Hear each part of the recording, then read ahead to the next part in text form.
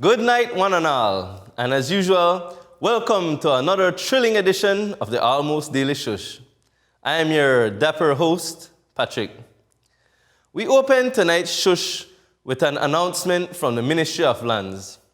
The Ministry of Natural Resources hereby informs the public that the Land Information Center will be providing limited services from Tuesday, February 5th to Friday, February 8th, in order to facilitate staff training, end quote.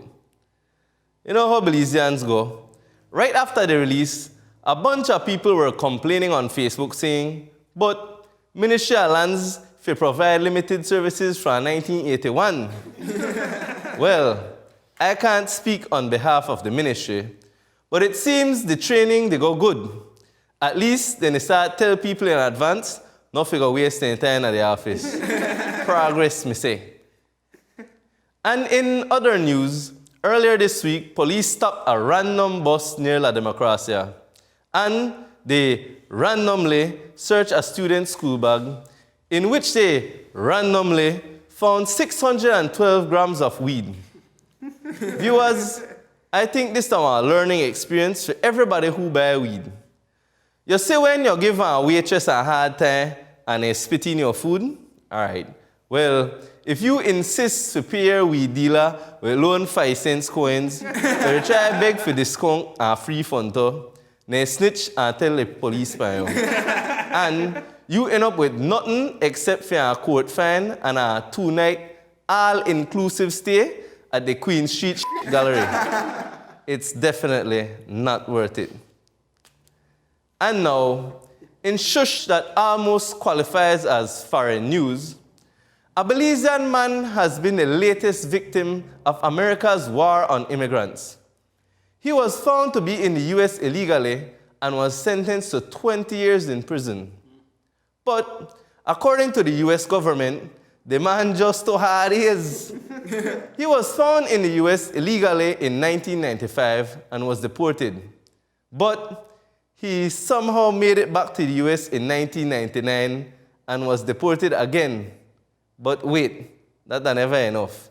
He was discovered in the US again in 2010 and deported again. Man, talk about frequent flyer miles. He probably received special promotions from American Airlines. And on top, he only have to buy a one-way ticket each time. But on a serious note, this man should seriously reveal how he teleports to the US each time. I literally know over 5,000 Central Americans who would pay big bucks so they could pop up in Miami. Next up on Shush, I have truly sad news to report. Recently, police found and confiscated 238 cases of beer, 11 cases of soft drink, and 10 cases of rum that were in an abandoned building. That was wrong, man. What kind of responsible adult just want to abandon their responsibilities like that? This is alcohol neglect. And as for the police, come on, man, that's just petty. Yes, you have a job to do, and contraband, but you never had to confiscate the 10 bottle of Coke. This latest police bust will definitely ruin someone's quinceaños bashment. However, the Customs Department Valentine's Fiesta will definitely be loaded. I guess one man's abandoned property is another man's fiesta. Hashtag allegedly. Now, we move on to some serious crime, and a case that has been getting national attention for years. Late last week, Bert Vasquez appeared before the court and was unable to get an attorney to represent him in his appeal of an attempted rape conviction. I never may think I live to see the day that one attorney wouldn't touch one case. You know your case is really awful when even the kid want to touch it. But luckily for Bert Vasquez, he was able to find one true friend to defend himself. himself. Talk about being a strong, independent black man who don't need nobody. And in my final bit of shushing for tonight, I just want to share a heartfelt thank you to all those people responsible for fighting crime. While we remain happy to hear from the authorities that there will be less than 100 murders this year, several loyal Almost Daily Shush followers have complained to us that this murder count restriction is affecting their vacation planning. According to our resident mathematician, Patrice Einstein, there has been 12 murders so far. So we can assume that at the present rate, New Year's Eve this year will be taking place on October 14th. So, you better save up for our September concert and New Year's party frack one time. And also, we better hope that those contraband people don't restart, because time to go. I think my potential suit counter they grow daily. So, before I continue slandering in the wrong direction, let's go for our first commercial break for tonight. But stay tuned because we will come back with a mini Bex Marathon and Mr. Patrice.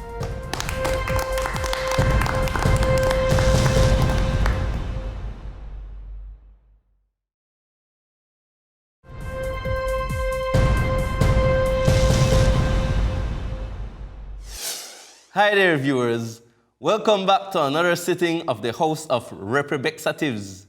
It's now time to hear what you bex about today.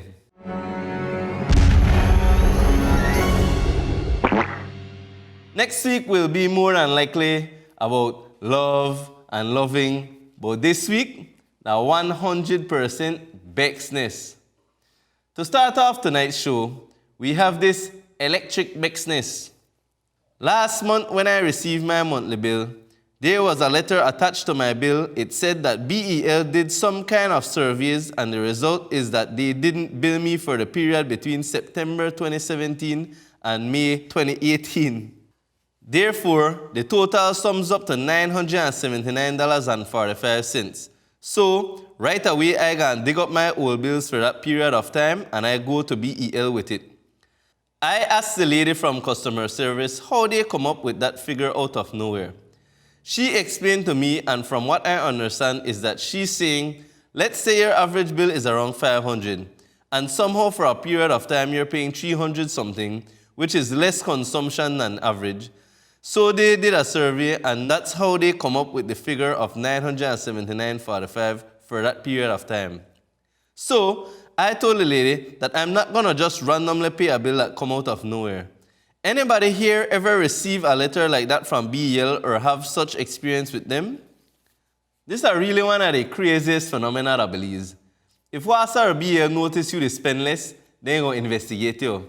So, to me personally, I remember when my water bill got from like 120 to just 25, and they could investigate me.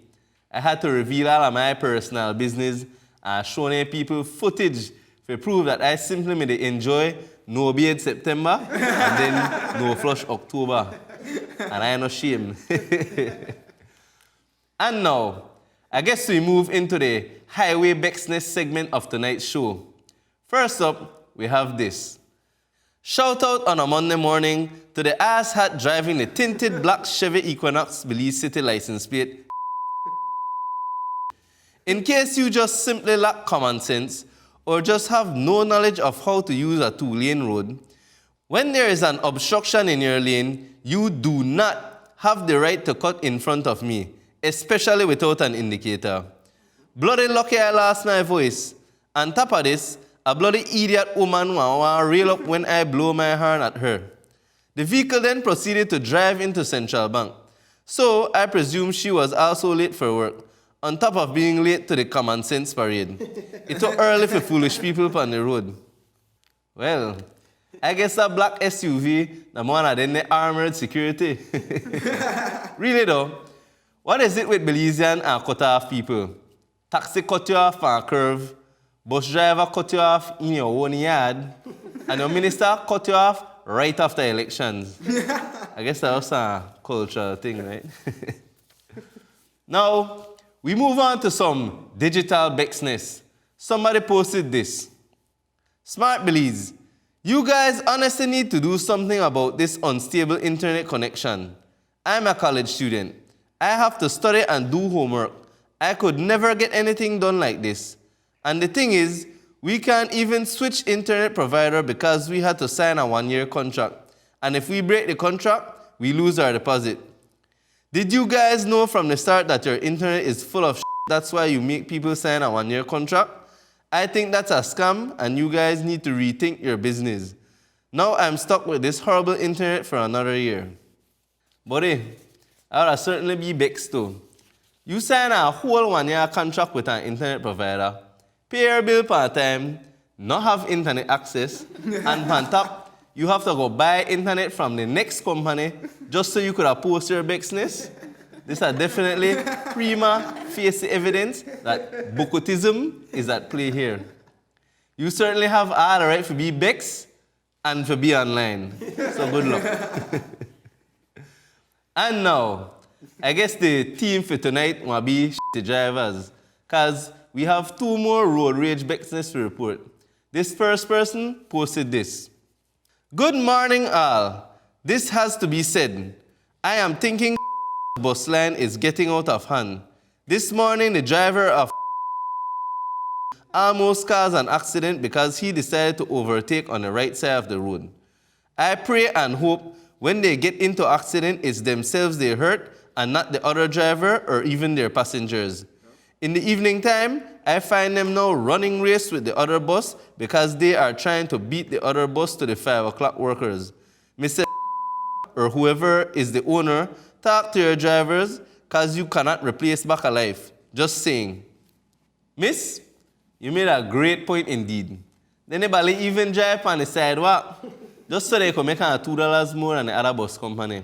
I 100% believe that bus drivers should be given a special highway on the river. And then, whatever happened, just happened. But knowing the bus drivers, they will still find a way to block up the river, knock down Manatee, and they overtake on top of the mangrove. My business also they through the roof here. And in another road business, we have yet another complaint about a bus. Someone posted this. Yesterday evening around 4 or 5 p.m., this bus was overtaking another bus on a dangerous curve between Belmapan and Hattieville Boom Cutoff. It forced all the oncoming traffic to pull over to the other side of the road because it was driving like a bat out of hell, overtaking and didn't care that he could cause a dangerous accident. Because the bus is huge, I guess he felt that oncoming traffic must get out of his way. Bus drivers like this should have their license revoked. Owner knows who was working that shift, but I guess nothing will be done. Alright, there's literally nothing else we could say about Denia buses. They're really a public crisis at this point. And I guess nothing will happen until passengers start taking windshields into their own hands. No violence intended, by the way.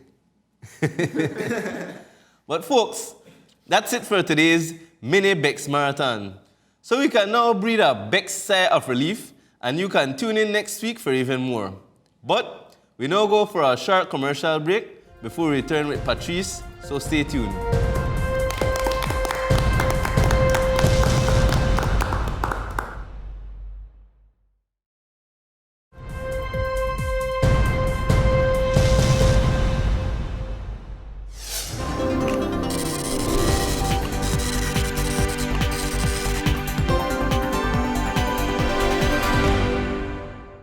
Good night, everybody, and welcome to tonight's Loaded Foreign News.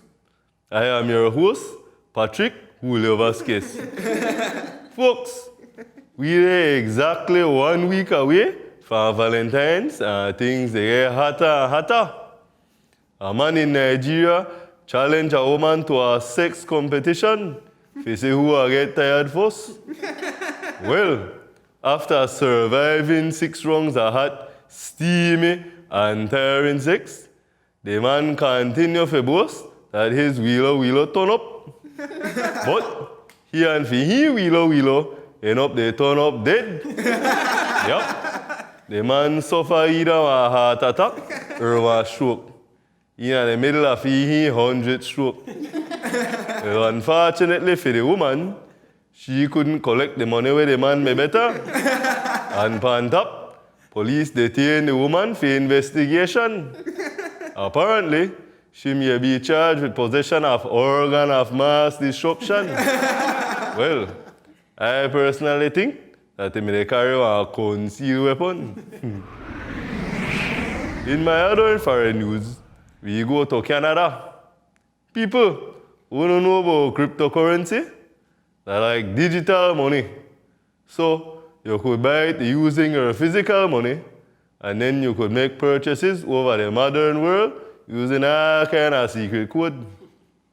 Well, a couple million people gonna buy the digital currency from a company in Canada.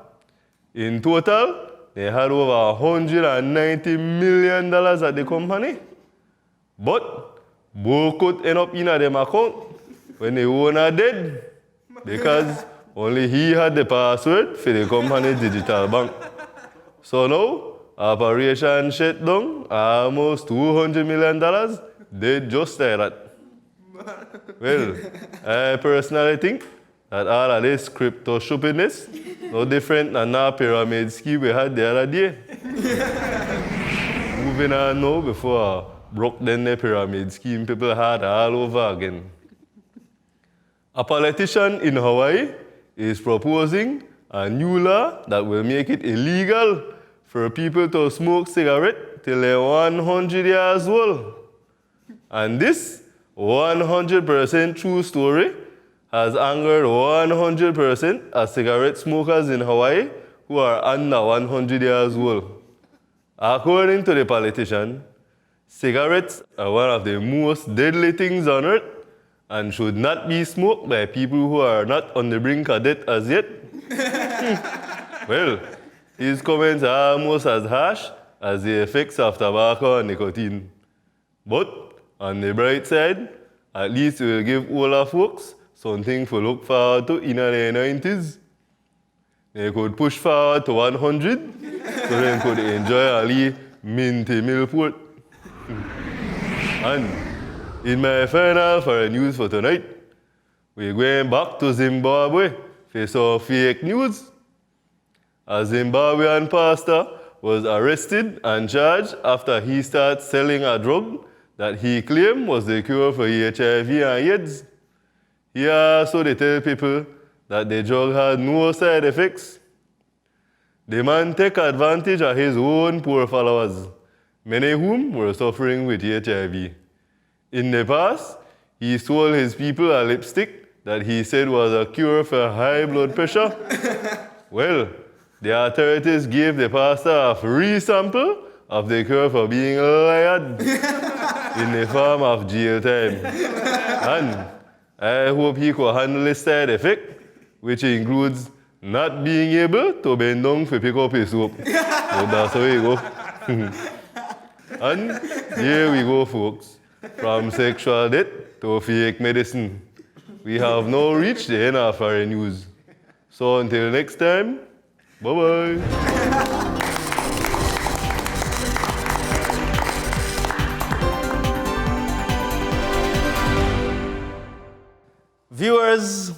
Viewers, it's that part of the show again, the end. However, you can watch all our previous episodes on Facebook or keep up with us on Instagram. And if you have any shush or Bexness, send us a WhatsApp at 636-36. And I remind you one more time, if you see me on the sheet, take a little picture, hashtag the Almost Daily Shush and upload it, and you can win a prize. Until next week, same time, same place, good night.